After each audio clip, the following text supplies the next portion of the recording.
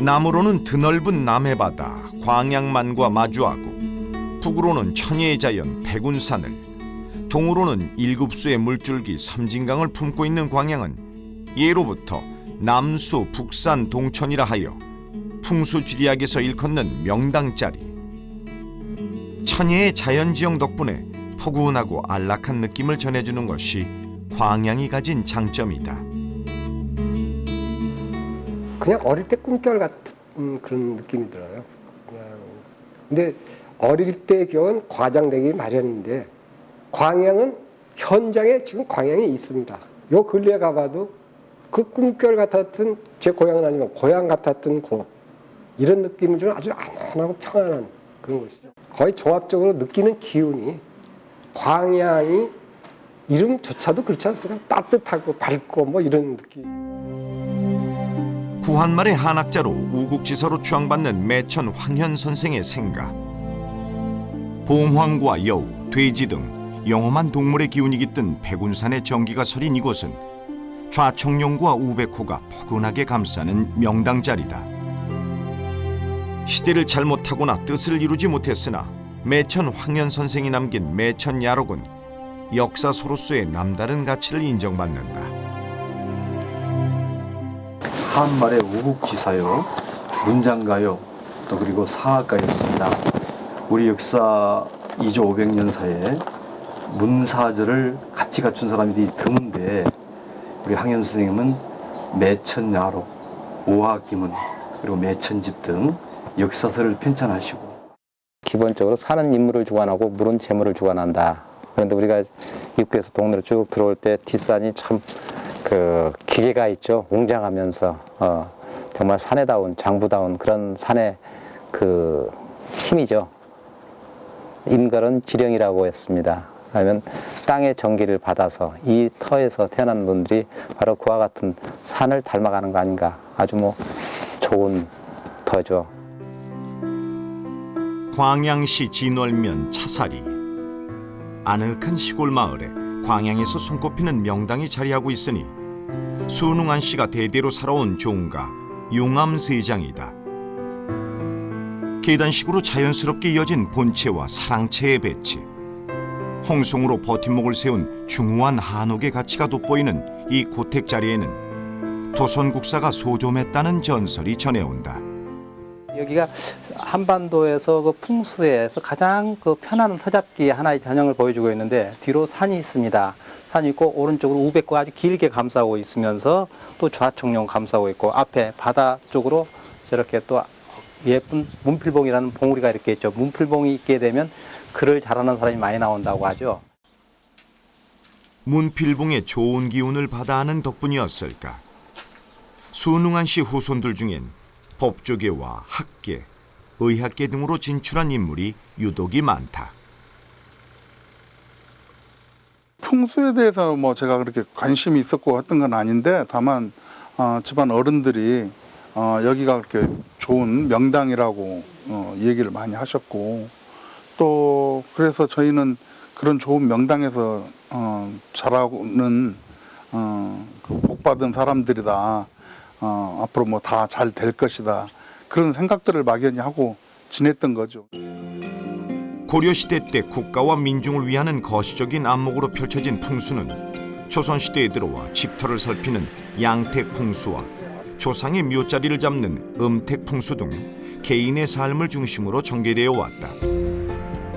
마을 입구에 자리 잡은 당산나무는 기가 빠져나가는 것을 막기 위한 시도였고, 물가에 세운 솥대는 수구비부의 흔적이다. 자연의 부족함을 인간의 노력으로 보듬으려는 지혜로운 노력. 그렇게 얻은 좋은 기운을 통해 복을 받고자 했던 바람과 열망은 우리 산천 곳곳에 흔적을 남기고 있다. 새로운 세상을 열망했던 도선의 개벽사상과 자생풍수의 맥은 그의 뜻을 계승하려는 이들에게로 이어졌다. 고려 중기 서경 천도소를 주장했던 묘청과 조선의 건국과 한양 천도에 영향을 미친 무학대사, 그리고 조선 후기 동학농민혁명을 이끌었던 전봉준에 이르기까지 새로운 세상을 꿈꿨던 지식인들의 이론적 뒷받침이 됐다. 하지만 일제강점기를 거치며 풍수는 비합리적이고 미신적인 논리로 비하됐다는 것이 자생풍수를 주창하는 학자들의 주장이다. 전봉준 이 사람이 사실상 거의 마지막 자생풍수의 맥을 이었던 사람이고 불행히도 이 사람도 실패했는데 더욱 나쁜 건 이 사람의 실패가 조선 관군에 의해서 실패한 게 아니라 외세에 의해서 망해버렸습니다. 그리고 나서는 이제 뭐 우여곡절은 있지만 일본인들이 들어왔고 식민지가 돼버렸고 그리고 식민지가 된 다음에는 철저히 풍수를 미신으로 깎아내리는 작업에 몰두하는데 그건 조선 총독부에 촉탁까지 임명해 가면서 방대한 자료를 남깁니다. 얼마나 이 조선 사람들이 풍수에 대해서 집착을 했고 멍청했는지 그냥 산소 쓰려고 뭐 별짓을 다 하고 조선 송사의 70~80%는 전부 다 산소짜리 가지고 싸움질한 거다. 현대에 와서 풍수의 가치는 새롭게 조명받고 있다. 마을마다 고장마다 제각각인 자연 환경을 개량화해서 객관적이고 과학적인 토대를 마련하려는 노력은 풍수를 지혜로운 지리학으로 인정받게 한다. 그리고 이제 풍수는 서양 사회에서도 실용적인 학문의 영역으로 주목받고 있다. 풍수가 2000년 역사가 가까운데 지금 서양까지도 풍수가 이렇게 수용되고 있습니다. 사람의 뭔가 효용성이랄까 부분적 진실이 있기 때문에 그것이 가지고 있고, 근데 그건 뭐냐면 그 핵심은 결국 인간과 자연이 조화로운 공존을 항상 기본으로 한다는 것 때문에 그게 가능한 거죠. 그리고 이제 풍수가 그 역사적 사회적 개념으로서 자기가 스스로 살아 움직입니다. 즉 시대에 따라서 풍수가 변형한다는 거죠. 그러니까 과거 옛날 묘지 풍수가 있었는가 하면, 그다음에 도시 주택 풍수가 있었는가 하면 최근에 이제 인테리어 풍수로 나가는 거거든요. 인테리어 풍수는 그 한 건물 안에서 공간 안에서 공간 배치를 하는 거거든요. 토목과 건축, 조경 등 다양한 분야에 접목해 시너지 효과를 얻을 수 있는 풍수학의 가치. 그것은 결국 자연을 다스림으로써 개인의 삶에 긍정적인 영향을 이끌어내려는 희망론인 것이다. 풍수는 이제 대대로 쌓여온 자신이 살고 있는 풍토에 대한 지혜의 축적이다. 지혜의 축적. 그러니까 인문적 사고방식을 심어줘 놓으면 그걸 응용하는 건축, 조경, 토목, 뭐 하여튼 환경 관련들 다들 충분히 응용 가치가 있다고 생각합니다.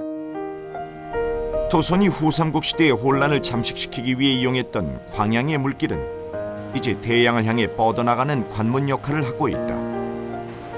세계 최고 수준의 제철소와 광양항이라는 두 가지 요소는 모두 광양만이라는 물길을 토대로 일궈졌으며 현재 광양의 산업을 일구는 디딤돌이 되고 있다.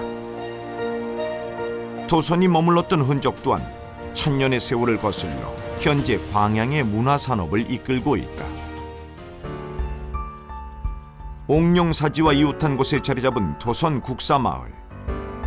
온화한 기후와 백운산의 청정한 기운을 느낄 수 있는 살기 좋은 마을엔 도선 국사의 숨결이 곳곳에 배어 있다. 도선이 마을의 평안을 위해 심었다는 배나무가 천년의 시간을 간직한 채 서 있고, 도선이 마셨다고 전해오는 약수물 역시 그 시절을 기억하게 한다. 도선국사가 35년 동안 이 마을에 머물렀다는 것은 여기가 그만큼 중요한 명당 자리라고 생각을 했기 때문에 그리 머물렀다고 옛부터 얘기를 해요. 그러다 보니까 그런 그 분이 또 주로 식수로 사용하셨던 사또약수도 있고. 명당 중에 명당이라고 볼 수가 있죠. 그래서 이제 도선국사가 여기서 한 5분 거리에 있는 옥룡사지에 그분이 살았다고 하는데, 그게 마주 보이는 곳이 이곳입니다. 그래서 그쪽에서 나는 물이 순물이라 그러고 우리 이쪽에 나는 물 안물이라 그러거든요. 어찌 보면 한 가족적인 그 분위기로 살아갔지 않냐, 그런 생각이 최근에 와 들거든요. 지난 2002년 농촌 테마마을로 지정되면서 마을엔 연중 4만 명의 관광객이 찾아온다.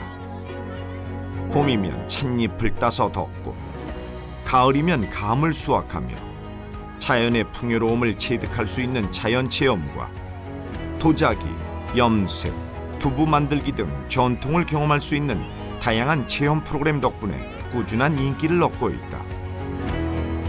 전통과 자연을 버무려 문화 콘텐츠로 엮어가는 마을의 자존심. 그 중심에 도선국사가 있다. 우리 간양 그 슬로건처럼 간양에 오면 좋은 일이 생긴다라는 우리 그 슬로건이 있어요. 그것처럼 이 옥룡 도성국사 마을에 오면 왠지 좋은 길을 받아가시는 것 같고 좋은 일이 생길 것만 같은 그런 희망을 갖고 오시는 분들이 많다고 생각을 합니다.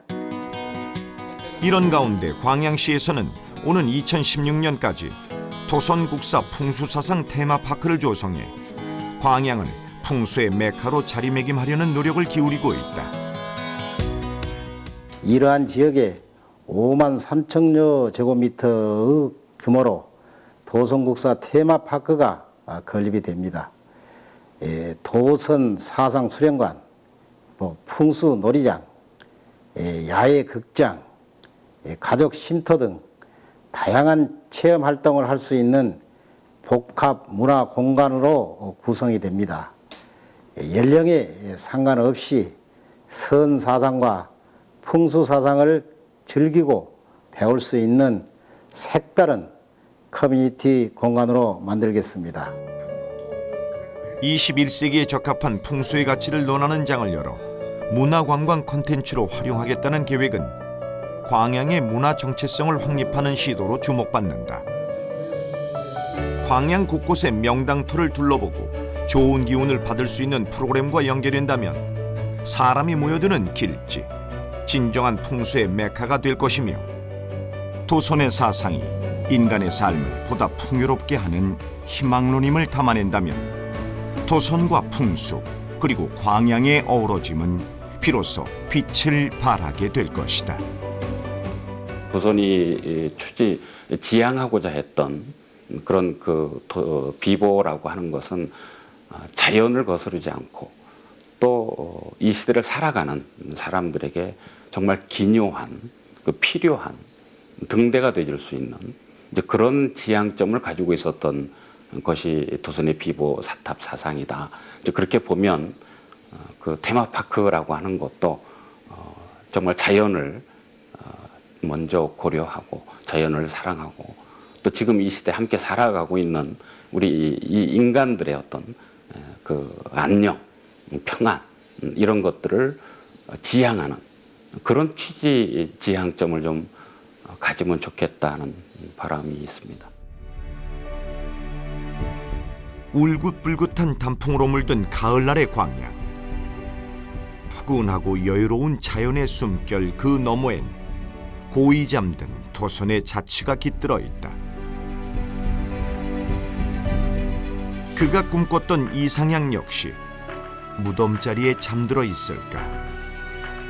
역사적 사실보다 우선되어야 할 이면의 가치를 존중하는 이들의 마음속에서 도선의 사상은 여물어가고 있다. 낮은 곳을 바라보며 더불어 행복한 세상을 소망했던 도선국사. 그가 남긴 발자취는 큰 스승을 필요로 하는 이 시대에 나지막한 울림으로 기억된다. 천년 동안 겹겹이 쌓인 지혜와 믿음으로 땅을 바라보고 효율적으로 자연을 다스림으로써 이뤄가는 풍요로운 세상. 그것이야말로 도선이 꿈꿨던 이상향은 아니었을까.